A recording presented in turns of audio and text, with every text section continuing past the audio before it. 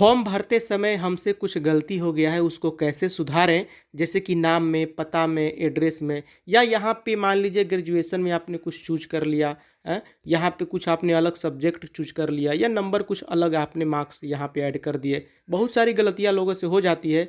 Cut off कितना जाएगा, और यहाँ पे रीट में मेरा 90 नंबर आया है, 95 आया है, हम सर्टिफिकेट लेने जाएं या नहीं जाएं, फॉर्म अप्लाई करें ना करें, बहुत सारे सवाल हैं। चलिए फटाफट समझ लेते हैं, ठीक है। बहुत ही शॉर्टकट में समझ लेते हैं। देखिए कुछ गलतियां भी हो जाती है, इसको समझ लेते हैं। सबसे थोड़ी बहुत गलतियां हो जाती है। तो गलती होती है तो एक तो ऑप्शन आपके पास ये है कि ऑनलाइन करेक्शन का अगर यहाँ पे ऑप्शन खुल जाता है, जैसा कि फॉर्म अप्लाई करने के बाद बहुत सारे जो होते हैं आवेदन में देते हैं ऑप्शन, ज़्यादा लोग आवाज़ उठाते हैं या देखता है जब बोर्ड की बहुत सारी लोगों ने गलतियाँ की है तो एक करेक्शन के लिए समय दे दिया जाता है, उसमें कुछ पैसे लगते हैं, हो जाते हैं। लेकिन अगर यहाँ पे दूसरा ऑप्शन ये है दोस्तों, यहाँ पे जो स्टार आप देख रहे हैं ना, ये मैंडेटरी रहता है। ये 10वीं का हो गया, जैसे आपने 10वीं में ऑल कर दिया है, यहाँ पे आपने साइंस चूज कर लिया या आर्ट्स चूज कर लिया, आपका हो गया 12वीं का, ये 12वीं का हो गया, ये 10वीं का हो गया। यहाँ पे आपने ऑल कर दिया, यहाँ पे आपने कुछ भी साइंस आर्ट्स कॉमर्स आपने चूज कर लिया। यहाँ पे देखिए ये जो स्टार नहीं लगा है ना, ये मैंडेटरी नहीं रहता है, ठीक है। ये मैंडेटरी नहीं रहता, स्टार का मतलब है मैंडेटरी है। रीट में कितना आया है ये भी आप चूज कर सकते हैं। यहाँ पे रीट का दिया गया। कहने का मतलब है अगर आपने कुछ गलतियाँ की है तो एक तो ऑनलाइन करेक्शन का ऑप्शन देगा, या अगर नहीं देता तो फिर एफिडेविट लगेगा। एफिडेविट का मतलब होता है हलफनामा, ठीक है। हलफनामा मतलब वो शपथ पत्र होता है, लगाया जाता है, वो नोटरी के द्वारा बनता है। नोटरी होते हैं, कोर्ट में जाइएगा ना आप, तो कोर्ट में जाइएगा तो बहुत सारे नोटरी लोग वहाँ पे बैठे रहते हैं जो सरकारी रूप से मान्यता प्राप्त होते हैं। तो जो कुछ भी आपको गलतियाँ होती है आपके सर्टिफिकेट में या मार्कशीट में या कुछ भी बनवाते हैं, कागज़ वगैरह तो होता है ना, तो ये नोटरी लोग क्या करते हैं कि एक शपथ पत्र कागज़ देते हैं, और उस कागज़ में आपका उनका मोहर रहता है, सिग्नेचर रहता है, फिर आपका भी सिग्नेचर रहेगा। और गलती नहीं, इसमें अगर कुछ भी गलतियां बाहर आगे जा करके पाई जाती है तो नोटरी से फिर बाद में पूछा भी जाता है, आपसे पूछा जाएगा, फिर आप पे कार्रवाई हो सकती है।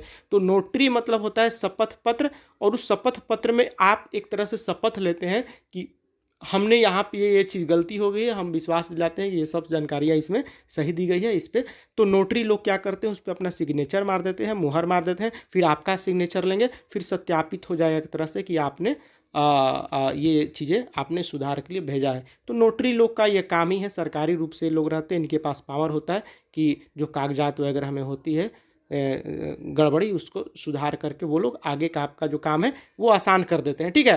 तो यही सब बातें हैं। बहुत लोग होते हैं किसी से पैसा ले लेते हैं, दे देते हैं, तो वो लोग क्या होता है कि मान लीजिए वो मुकर जाए आपसे, लेकिन नोटरी अगर उस पर मार दे सिग्नेचर मुहर दोनों लोगों को सामने करके, तो कोई ऐसा नहीं है कि मुकर जाएगा कि नहीं यार, ये बातें समझ रहे हैं ना। नोटरी रहते हैं कोर्ट में, और कोर्ट में जा कर के आप शपथ पत्र पे एफिडेविट बनवा सकते हैं, जिसको हलफनामा कहते हैं।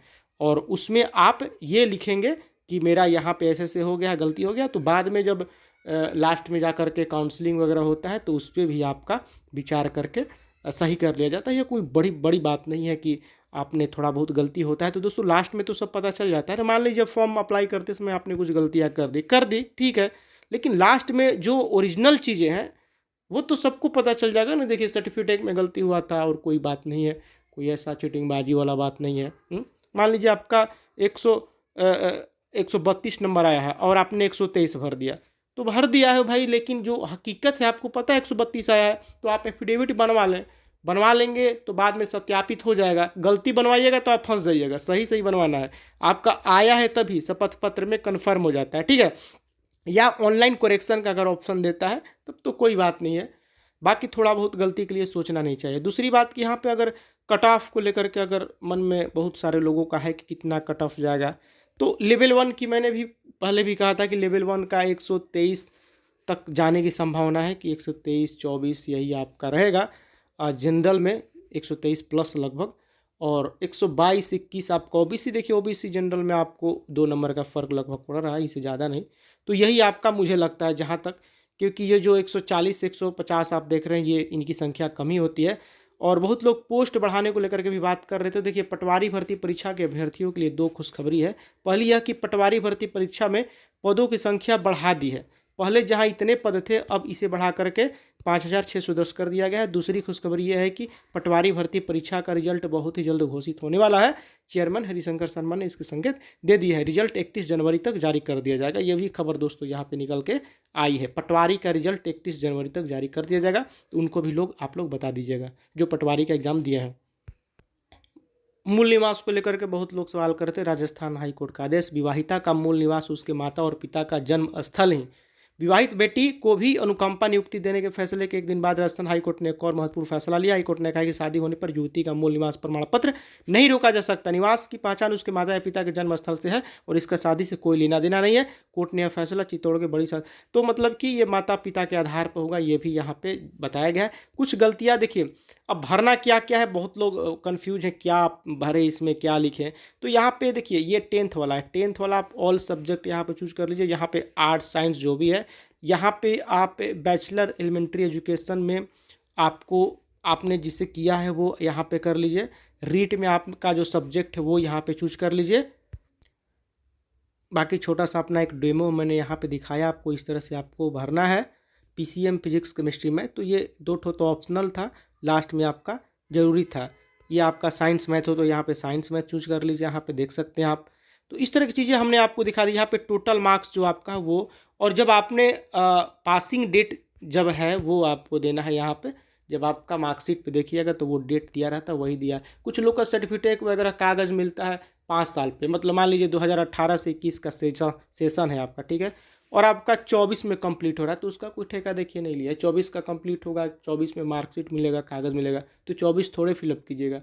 जब इशू हुआ है जो डेट है ओरिजिनल जब निकला है आपको उस पर डेट दिया रहता है, ठीक है, वही डेट आपका मान्य रहेगा और वही डेट इसमें डालना है। देखिए लास्ट में क्या होता है ना, DV के टाइम में तो खैर डबल लेगा, डॉक्यूमेंट वेरिफिकेशन में डबल लेगा, उस समय सब कुछ क्लियर हो जाता है, ठीक है, उसीलिए तो एफिडेविट बना लिया जाता है। मैरिज सर्टिफिकेट भी ज़रूरी है। मैरिज सर्टिफिकेट आपका अगर मैरिज है तो ज़रूर डाल दीजिएगा। देखिए यहाँ पे एक और सवाल लोगों के थे कि मुझसे गलती हो गई थी, तो हमने क्या किया कि नई SSO ID से लॉगिन करके सोचा कि चलो भाई फिर से अप्लाई करते हैं। तो देखिए ये कर क्या रहा है ना कि आपका आधार ID ले रहा है, ठीक है, आधार ID ले रहा है। तो आप जब भी फॉर्म में कुछ भी कीजिएगा ना, तो वो एक बार आधार ID चला गया ना तो आपका पूरा डिटेल उनके पास चला जाता है कि आपने इससे पहले फॉर्म फिलअप किया है, क्या किया क्या नहीं है किया है। तो फिर से कीजिएगा तो फिर से वही बात आपके सामने आ जाएगी जो भी आपने फिलअप किया है।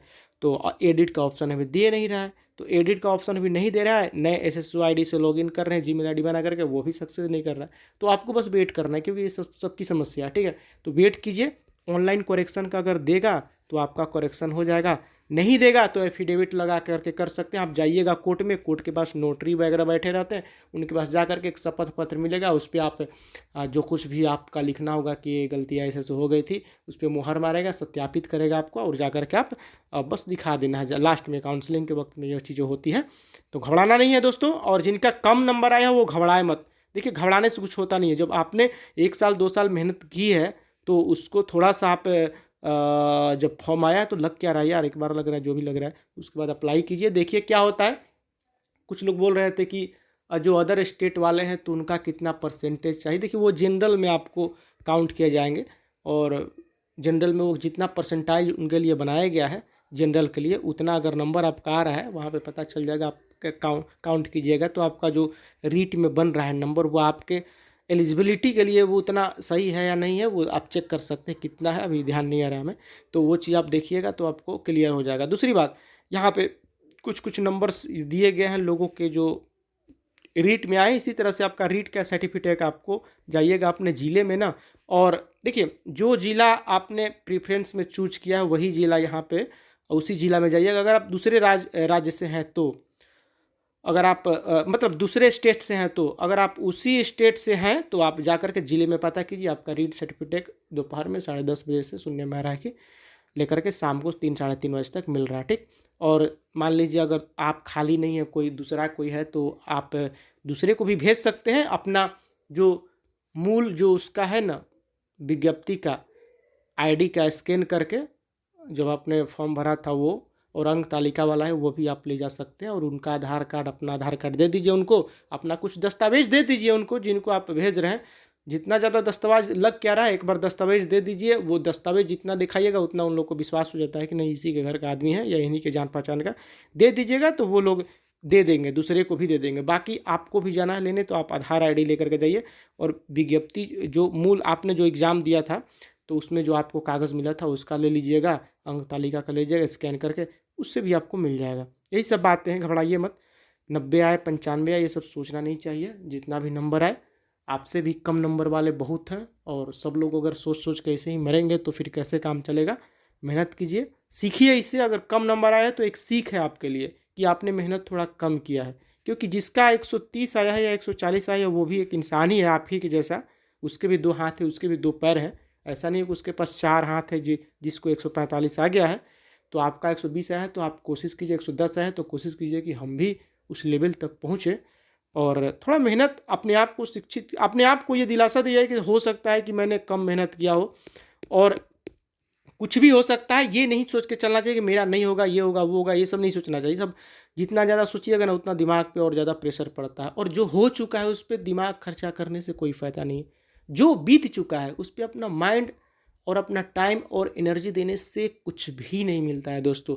आगे मूव कीजिए और आगे का सोचिए कि अब हमें क्या करना है।